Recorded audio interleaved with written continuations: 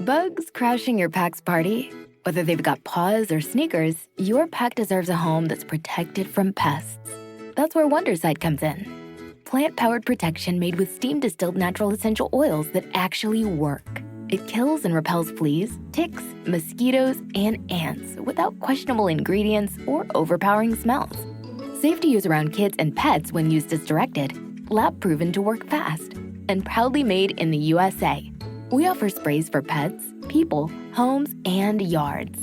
Plus, spot-on treatments, collars, and even shampoos. Whatever your pack needs, we've got it covered.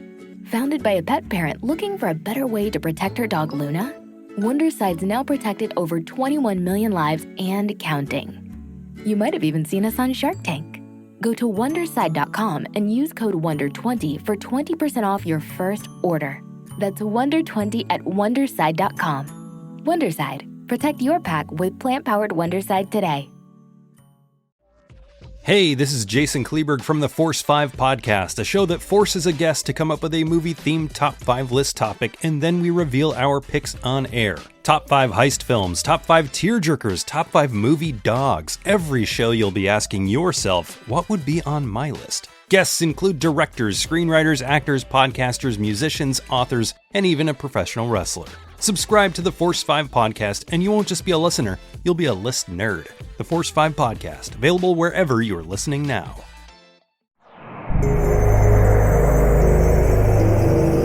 We're in Way Media.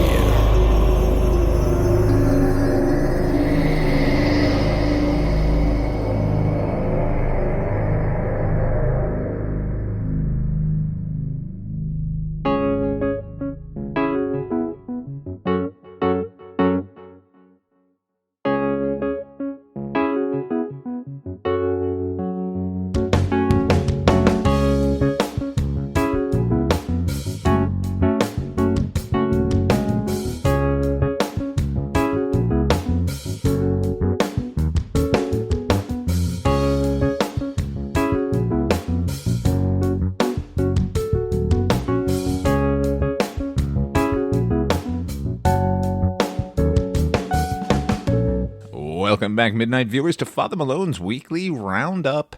I'm Father Malone, and across from me, in her own tower overlooking a pit of nightmares, is Miss Ripley Jean. Ripley, do you copy? That's right, that whole tower is yours. How are you pushing the send button? That's elaborate.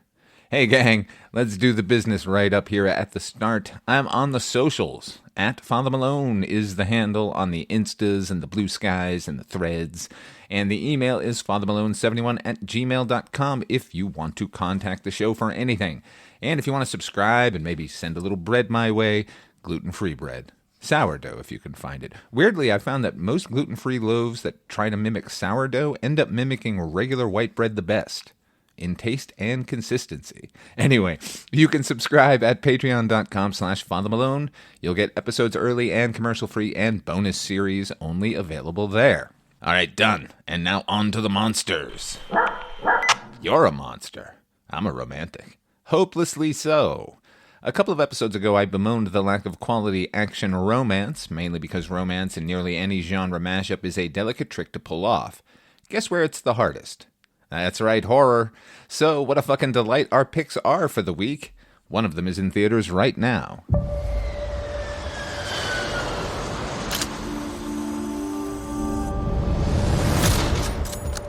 I have new orders that require me to go dark for at least a year, maybe more.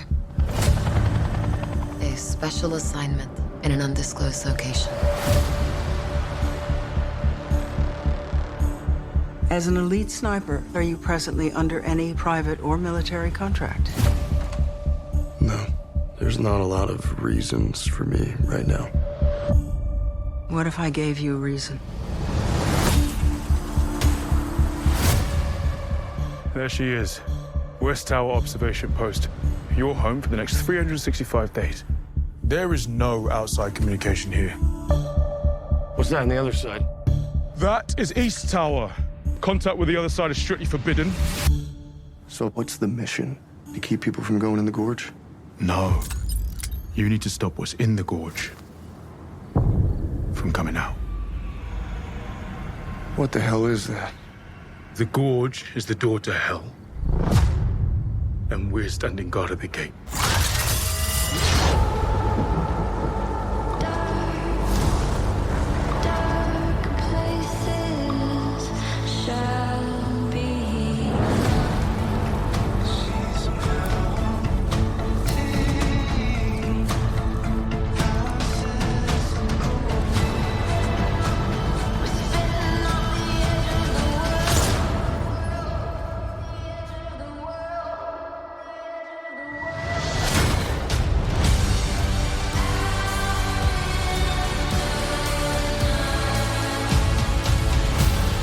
What's the truth about this place? What's the truth about the Gorge?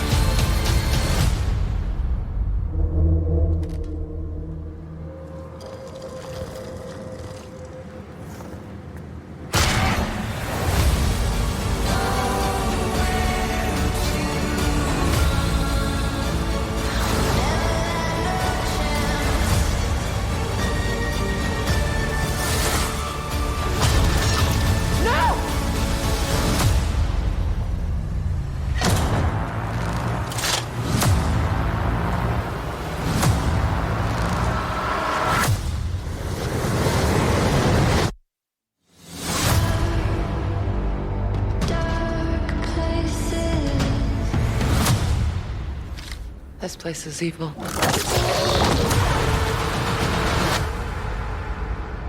The Gorge is a terrible title. It's certainly descriptive, but since I've seen it, I've told half a dozen people to watch. And they have repeated the title back to me when I said it. And then the next time I talk to them, they ask me what the title is again. I don't know if that's empirical proof that The Gorge is a bad title. I just don't like it. Am I judging a book by its cover? You're fucking right I am. And as usual, that's a huge mistake because The Gorge is a fucking hoot. Mostly. I'd say with some minor quibbles, the first half of this movie, it's nearly a solid 2-hour movie, and I checked my watch when I knew we'd gone too far astray, it was at an hour 20, which is better than most. The first half of the movie is rock solid, engaging, mysterious, romantic, and fun. Miles Teller, whose appearance on the recent SNL 50th now makes sense. You know Miles, the bad Mr. Fantastic. In Top Gun Maverick, why wasn't his call sign Gosling? You know, a baby goose? Is it because of that other guy? Ryan Gosling? Calm down. We're talking Miles Teller, the Whiplash guy. He is a world-class sniper who's been retired for lack of a war and been doing mercenary work here and there. He's recruited by Sigourney Weaver, who may as well be playing her character from A Cabin in the Woods here, to man a tower in a densely wooded region in an unknown part of the world. We're assuming it's somewhere in the Balkans. The tower overlooks a massive fissure in the earth that drops down God knows how far thanks to a constant swirling mist that obscures all view. He's meant to be there a full year, maintaining perimeter defenses and keeping constant watch for anything that tries to escape the gorge. Facing him on the gorge's opposite rim stands another tower, manned by a similar sniper, with whom all contact is forbidden. That's a fucking intriguing premise. It had me sold instantly. Now, this may be owing to another bit of fiction I've been enjoying for years, but we'll get to that. I found the premise so exciting that I kind of came into the movie completely cold. I knew the stars, I knew the setup, and then I stopped watching the trailer about a minute in. So not only was nothing beyond the setup spoiled, and now having watched the trailer I realized that it didn't actually give anything away, it also meant I had no idea who the creative team was. Which is an experience I wish I'd have more often. I wonder how many hardcore fans of a director would respond to one of their films if they had no knowledge of their involvement and were just blindly shown it. It's an instructive experience, because above all, this is an incredibly well-made movie. I know they all should be for this price tag, but let me tell you something. I've been in the horror anthology TV trenches for many years now, so when everything looks this good and the direction is this assured, you tend to take notice. I was in no way surprised to find that this movie was made by Scott Derrickson, however. He made Sinister and The Black Phone, so you know the horror bona fides are there. I like both those movies a tremendous amount. And he made Doctor Strange, so he can do action. Incidentally, Derrickson was on board for the Multiverse of Madness sequel to Doctor Strange, and then left, from what I understand, because Marvel pulled away from the initial concept, which was full-on horror. Obviously, some of that remained, with Strange puppeteering his own corpse with a cape made of writhing demons. And I think I'm one of the few that actually enjoyed Multiverse of Madness. After seeing The Gorge, it kind of makes me wonder what that film could have been, because Derrickson does really impressive work here. There are moments throughout where I began to think, well, this is just becoming a standard action scene, and then it would defy expectation. One more word about that guy. I don't know who said it, but it was remarked that no matter how interesting or thoughtful an action movie might be, it always ends with the hero and villain punching each other. And since I've heard that, I am consistently let down by the lack of innovation in our filmmakers.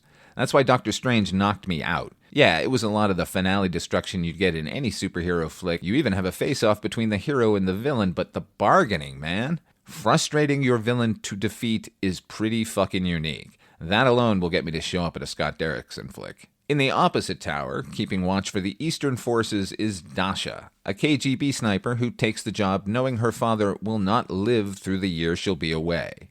This bit pays off later in the film, though not in the way it could have. Dasha is played by non-human Anya Taylor-Joy. Is she simultaneously the most beautiful woman and the weirdest alien creature on Earth? Like Miles Teller's Levi, she isn't allowed contact with the opposite tower. This mandate doesn't last and forms the bulk of the film. At least the first half. I guess I'm going to be saying that a lot. It isn't long before the two are sharing communication by handwritten signs and charades, and it's all very charming. How could it not be with these two leads? Okay, there is one bit that is inexcusable. They're going stir-crazy. That's understandable. So they engage in shared activities, like chess. Also understandable. And putting together a makeshift drum kit of barrels and pots and pans and having a drum-off. This is done in a getting-to-know-you montage. Now, putting aside the connections to the Queen's Gambit for her and Whiplash for him, it's really trying too hard. It took me out immediately. At that point, we've already seen what's trying to escape the Gorge, and we're still totally on board with the film. And then the drumming. You'll see. Tell me what you think of it. Am I making too much out of it? Because it's really the only flaw in the first half. And I know it was in the script before they hired these actors, but drums right after the chess, right after the gambit, right after the whiplash. It was a bit much. The second half, on the other hand, once the film becomes interested in the why of the Gorge, it stumbles. Not faceplant, how am I going to retain any dignity as I peel myself from the pavement stumbles, but still not quite the measured and thoughtful film we had been getting. Yes, there are twists aplenty in this film, and I'm struggling mightily not to reveal any of those to you. However, the trailer plainly shows that at a certain point our heroes end up at the bottom of that gorge. So let's talk about the place our hero is warned is the doorway to hell. There have been untold numbers of attempts to depict a hellscape on screen, starting with L'Inferno back in 1911, pardon my French, and then clumsily throughout the decades. Yes, if you've got some red lights and some skeletal trees, you've got hell, baby! There have been a couple of exceptions, the most striking one being Jigoku, or The Sinners of Hell from 1960. They really go for it in Japan. I do not want to visit that hell. Hellraiser 2 gave us a brutalist hell. Everything was poured concrete and attended by the worst thunder sound effects in film history. In recent years, I thought the nuclear Los Angeles as hell from Constantine was pretty great with all those half-headed demons. Silent Hill, the first one, creepy as shit. Love those nurses, though. But let's face it, nothing will top the depiction of hell as featured in Bill and Ted's Bogus Journey. Is it hell proper that our star-crossed lovers find themselves in? No. Remember, I said the movie stumbles in the explanation. But until then, it may as well be hell. And it is so fucking richly realized, and so skin-crawling in places, that I'm still troubled by some of the imagery. And I saw this movie a couple of weeks ago. What's really funny is, as soon as they got to the bottom of the gorge, my thought was, finally, a creepy landscape that doesn't have a whimsical, bendy tree in it, like in Tim Burton's movies. The Gorge's production designer is Rick Heinrichs. Rick Heinrichs was the production designer for Sleepy Hollow, and the visual consultant on Nightmare Before Christmas. Shut my mouth. The score here is by Atticus Ross and Trent Reznor. Who knew that guy was going to be a soundtrack powerhouse? Oh, everyone who listened to the music, right. The score is fantastic, so good I happily sat through the credits as it was trying to advertise other Apple shows at me incessantly. This movie is a really good time, with some especially troubling imagery. But I wouldn't be me if I didn't quibble some more. There would be more and more if I wasn't being spoiler-phobic, but the basic premise is that the East and West have built towers at the Gorge, manned with snipers to keep the residents from the Gorge escaping. Over the years, they've completely high-teched the entire area, so the Gorge is ringed with sensors and automatic miniguns. The attendant is effectively there to reload the miniguns and replace light bulbs and electronic gear as it burns out. They also aid the miniguns during the attack, but they use their own minigun. So why do they need snipers? Highly trained, top-of-their-game, world-renowned snipers. Put a Black Hawk door gunner on there. Someone who knows that falling from a great height is something to avoid at all costs, and wouldn't, find themselves at the bottom of the gorge they were meant to watch over. Just a thought. Also, Miles Teller's Levi is an aspiring poet. His poems are terrible. She collapsed the night? Get the fuck out of here. I mentioned at the top that I responded as positively as I did because the film echoes another bit of entertainment I've been enjoying over the years. Write this name down, podcast lovers. Tower 4. That's an audio drama produced over at Seven Lamb Productions. The whole shebang is written and directed by Robert Lamb, and he's doing the Lord's work. Tower 4 is about a guy at a crossroads in his life who takes a job as a fire watcher in the Wyoming wilderness. He's manning one of 4 towers with his only contact a woman in another tower. What follows is Lost-level spookiness and enough conspiracy to make Mulder blush. The voice cast is top-notch, especially Gina Coyle as Amber. She pulled off that neatest of tricks, making me hate her and then love her. Parallel thinking here with the Gorge, what with the watchtowers and the mysterious creatures, but Tower 4 avoids every stumble in 3 seasons that the Gorge drops precipitously to in 2 hours. Don't get me wrong, the Gorge is fun. You should definitely see it. But when you're ready to really get into the ideas hinted at in the film, the isolation, the questioning of one's own sanity, check out Tower 4. You're supposed to be in your tower. You ran out of silver reserve. I got the white truffle, mama. HP, get us out of here. Come and listen to a dog that's hip. Here we go, it's Rick's Picks, yeah! Thank you, HP. This show's so good it ought to be televised. Hey, have you seen Heart Eyes? Heart Eyes. Heart Eyes. Have you heard of Heart Eyes? Yeah, I hadn't either. Good choice, Rip. Yeah, you said it. I feel like the horror community dropped the ball on this one. Probably too busy still jizzing over Nosferatu, which is a drag because that flick doesn't have one iota of the romance going on in this film. It's still in theaters. You can see it right now. This is Heart Eyes.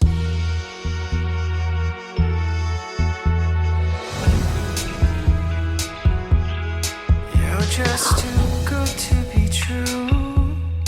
Can't take my eyes off of you. You'd be like heaven to touch.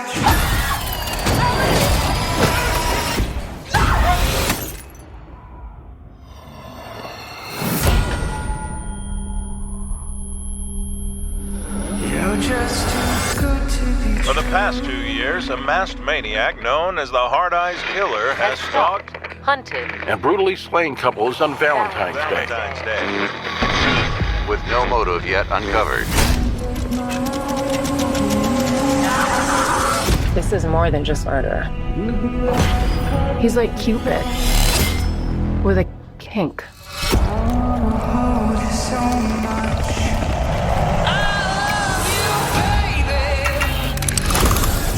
We're being chased by a fucking serial killer!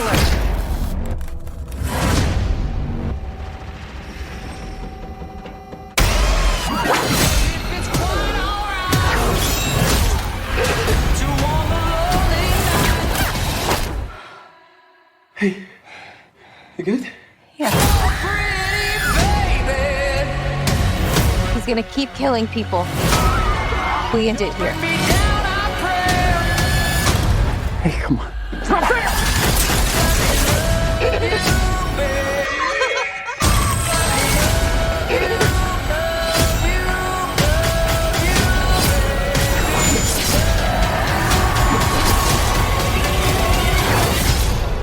Happy Valentine's Day. Happy V-Day! Get killed, all right? What was... Why would he say that?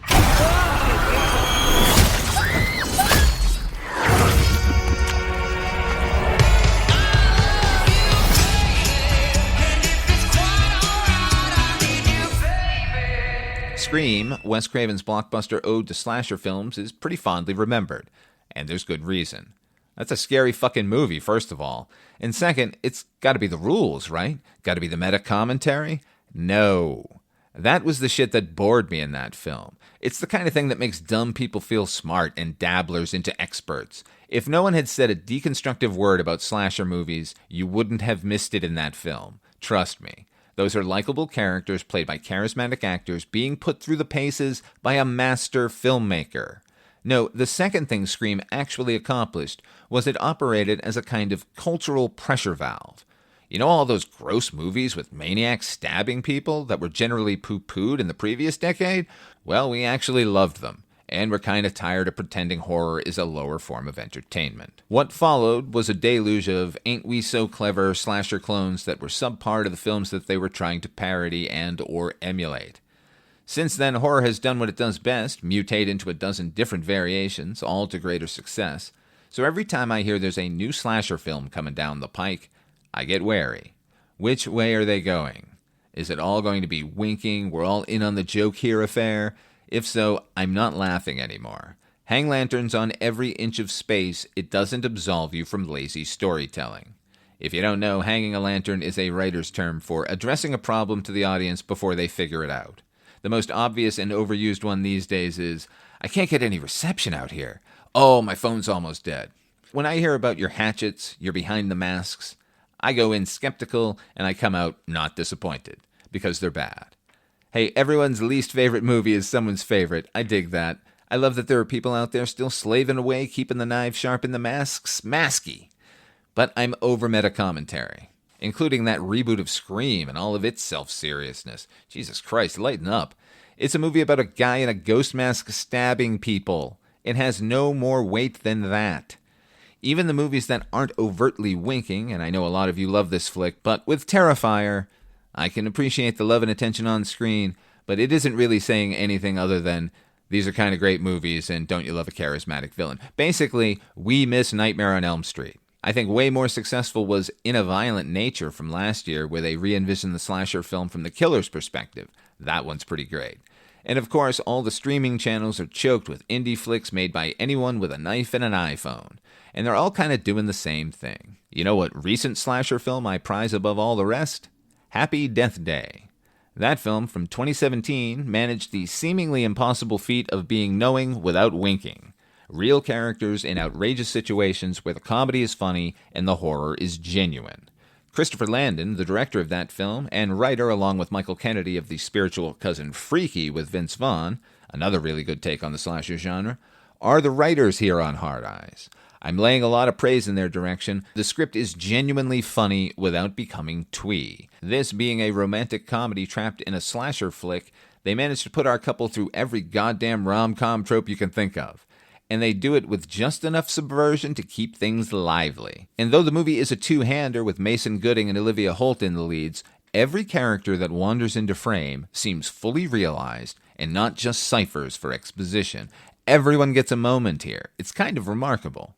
Also, putting Michaela Watkins in anything is a smart move, even with the worst material. So, she fucking shines here. The conceit is that a masked killer, great mask by the way, with red heart panels for goggles, has been every year on Valentine's Day murdering couples in different cities. So Boston and New York and now Seattle, where our leads are rival copywriters at an ad agency handling a Valentine's Day jewelry campaign. So we get a killer who preys on couples on Valentine's Day, mistaking our leads for a couple as they are spotted leaving a restaurant after what was a contentious business meeting, and targeting them for death. That's great. And then, yes, over the course of the film, maybe it's trauma bonding, but these two fall in love. And it feels fucking genuine. Due in no small part to those two leads I mentioned. Olivia Holt completely won me over. I don't know her from anything, so she was a total surprise. Mason Gooding, on the other hand, will be known to anyone who's endured those recent Scream legacy, whatever the hell they are now. He played the appropriately named Cheeks in the first two films in that reboot, and he is so fucking charming. Not just good-looking and can hold his own, but there are moments over and over again where he manages to keep things grounded even as the film is spiraling out of control. I mean that in a good way. This script never loses focus. And I just found out that he is Cuba Gooding's son. There you go. Cuba Gooding Jr. did do something of worth after that Oscar win. Other cast members include Devon Sawa. He's lost all of his boyish features and now looks like the guy who would show up at your Avengers-themed party as Hawkeye. He and Jordana Brewster from the Fast and the Furious movies star as Detectives Hobbs and Shaw. Might be the only joke that doesn't work. Jordana Brewster has always given frightened emu that just emerged from a tanning bed vibes, but I've really enjoyed her performance here as a cop who knows all too well how rough Valentine's Day can be for a single person. We get a pretty spectacular kill at the outset of the film, but then, given that this killer targets certain couples, and he does so with our leads early on, I kept wondering how they were going to give us the goods. This is more Terminator than Jason Voorhees, but fear not. There's a couples event going on in town just waiting for a highly polished blade to descend. Do any of you remember Isn't It Romantic? That was the Rebel Wilson meta-romantic comedy that came out the same year as Happy Death Day, 2017.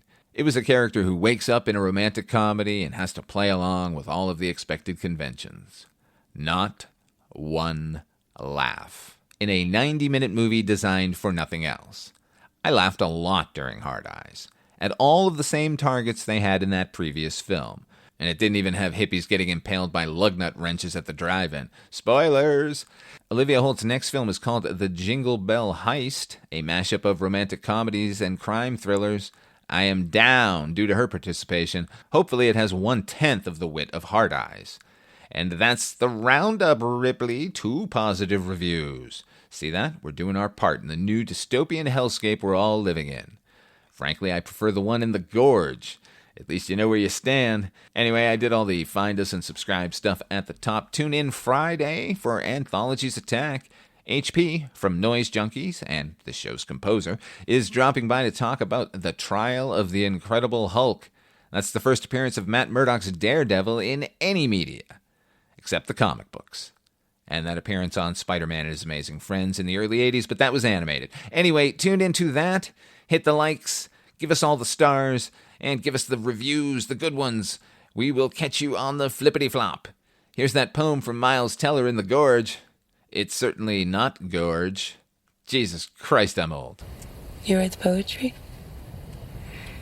Almost every day. Seriously? I even took a class. Wednesday nights, 4 to 7 p.m. at Mason Community College. Will you write me a terrible poem? Maybe I already have. Recite it for me. She collapsed the night. Nope. Can't do it. Sorry. Here's the theme.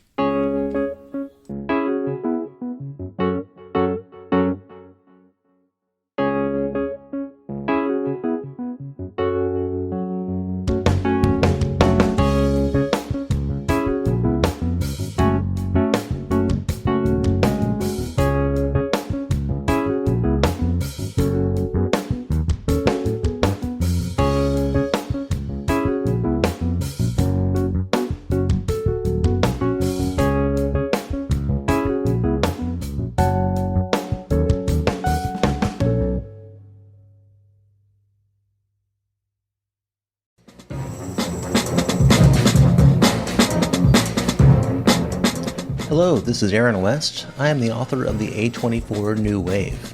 In this book, I look at A24's output and I make the argument that we are in a new wave movement right now. A24 plays a major role.